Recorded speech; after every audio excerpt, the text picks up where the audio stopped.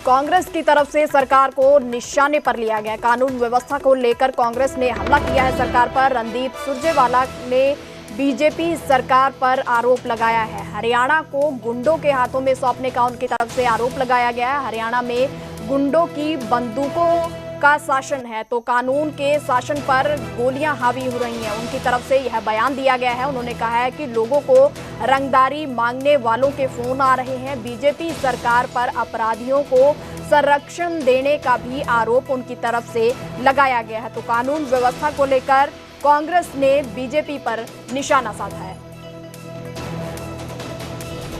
भाजपा ने भगवत गीता की धरती हरियाणा को गैंग ऑफ वासेपुर का माफिया लैंड बना दिया है। हरियाणा हरि की भूमि है। हरियाणा श्रीमद् भगवत गीता की भूमि है। हरियाणा किसान और फौजी जवान की भूमि है। हरियाणा पहलवान और नौजवान की भूमि है। गीता की पवित्र भूमि को भाजपा ने गुंडों के हाथों सौंप दिया है। भाजपा सरकार ने हरियाणा को माफिया और बदमाशों को दे दिया है। गुंडों की बंदूकें आज हरियाणा में शासन कर रही हैं और सत्ता की चुप्पी अपराधियों को संरक्षण दे रही है। पूरे प्रदेश में ड्रग्स माफिया के प्रसार की, भयंकर बेरोजगारी में हरियाणा का पहला स्थान होने की, नदी और पहाड़ चोरी कर खनन माफिया के खुलेआम विचरण करने की, बेलगाम अफसरशाही और भ्रष्टाचार की भेंट चढ़ती जनता की, शराब के ठेकों के लिए होती फायरिंग की और माफिया गैंगों के द्वारा की जा रही चौतरफा फिरौती वसूली और उगाही की। साथियों, हरियाणा में संगठित अपराध अब सबसे बड़े उद्योग में बदल चुका है। फरवरी 2025 में जब इसी चंडीगढ़ में 7 राज्यों के डीजीपी की बैठक हुई तो नायब सैनी सरकार ने खुद माना कि हरियाणा में 80 गैंग एक्टिव हैं। 80 गैंग माफिया गैंग इस समय एक्टिव हैं। हरियाणा में लॉरेंस बिश्नोई गैंग, बबीहा गैंग जो नीरज बयाना आदि गैंगस्टर का है, भाऊ गैंग जो हिमांशु भाऊ व अंकित बाबा गैंगस्टर का है।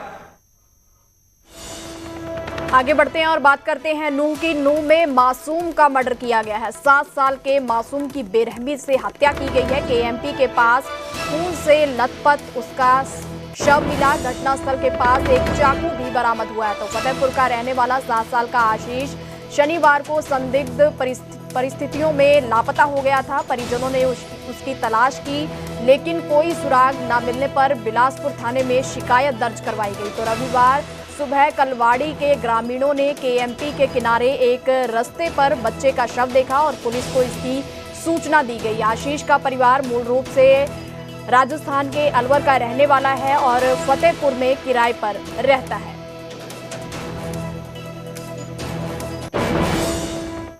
नूह में कलयुगी बेटे की करतूत सामने आई है। नशेड़ी बेटे ने अपनी मां की हत्या कर दी है। 20 रुपए के लिए कुल्हाड़ी से काटकर मां की जान ले ली है। बुढ़ापा पेंशन मिलने की खबर पर बेटे ने मां से पैसे मांगे। नशेड़ी बेटे ने रात के 1 बजे पैसे मांगे तो मां ने सुबह पैसे देने की बात कही तो उसकी हत्या कर दी गई। तो एक बेटे की तरफ से अपनी ही मां की हत्या कर दी। महज 20 रुपए के लिए कुल्हाड़ी से काटकर अपनी मां की हत्या कर दी।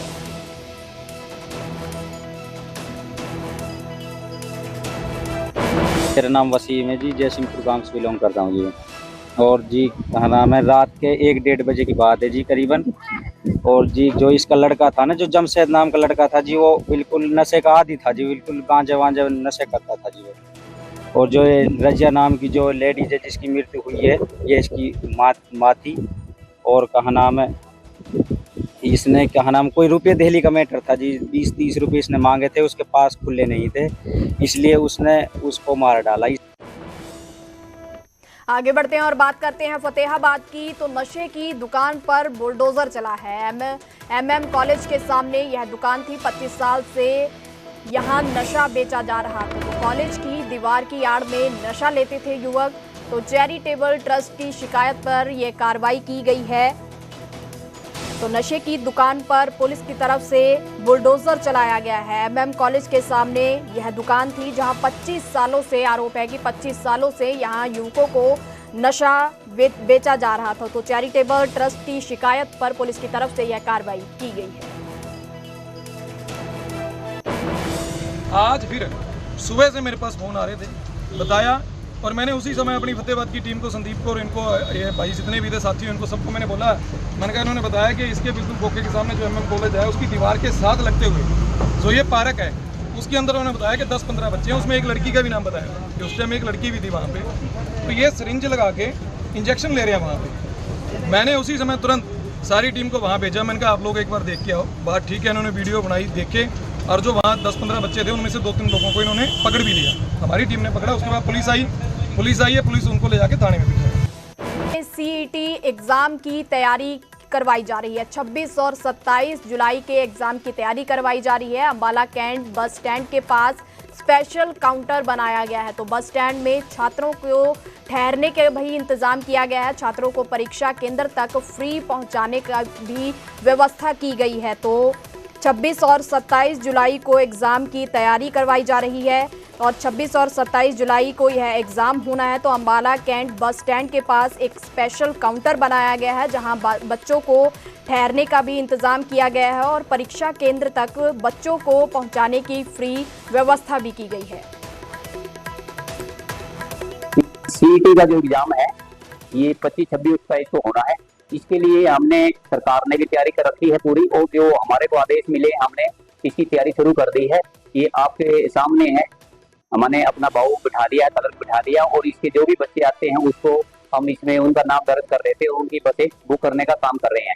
और जितने भी बच्चे आएंगे हम उनको कोई भी दिक्कत नहीं होने देंगे। और यहाँ रहने के लिए हमने इंतजाम भी कर दिया है बच्चों का। ऊपर कमरे तैयार कर दिए हैं, उनके लिए गद्दे मंगा देंगे और रहने की उनकी व्यवस्था भी हमने कर दी है। किसी भी बच्चे को कोई किसी प्रकार की परेशानी नहीं आने देगी। अब आगे बढ़ते हैं और बात करते हैं रोहतक की। किसानों के बीच खेतों में पहुंचे हैं सांसद दीपेंद्र हुड्डा। जल भराव के फसलों की बर्बादी का उनकी तरफ से जायजा लिया गया है। किसानों के प्रति एकड़ 50,000 मुआवजा देने की उनकी तरफ से मांग की गई है। तो प्रशासन को तुरंत जल भराव की समस्या से राहत दिलाने का निर्देश दिया गया है ताकि किसान समय से अगली फसल की बुआई कर सकें। तो दीपेंद्र हुड्डा ने कहा है कि जल भराव की स्थायी समाधान की पुख्ता योजना बनाई जाए। दीपेंद्र हुड्डा ने यह भी कहा है कि बाढ़ प्रभावित रिहायशी इलाकों में क्षतिग्रस्त हुए घरों के लिए सरकार अलग से मुआवजा दे। सारे गांव में जो मुहिम के क्षेत्र में हमारे बहुत से 10-12 गांव के अंदर बड़ा भारी जल भराव की समस्या से 10-12 गांव हमारे जूझ रहे हमारे इलाके के। आपको याद होगा परसों पहले दिन भी जब मैं खेड़ी में आया था तो मैंने आपके प्रेस वालों के माध्यम से ही मांग करी थी सरकार से और प्रशासन से कि प्रशासन तुरंत अभी तो कदम उठाए कि भाई राहत मिले हर गांव को। जल भराव की समस्या कैसे जल्दी से जल्दी इससे राहत मिल पाए ताकि अगली फसल की बुआई का जमींदारों को अवसर मिले। दूसरा, मुआवजा मिले। हम मांग करना चाहते हैं कि कम से कम 50,000 रुपये प्रति एकड़ के हिसाब से, क्योंकि किसान का बड़ा भारी नुकसान हुआ है।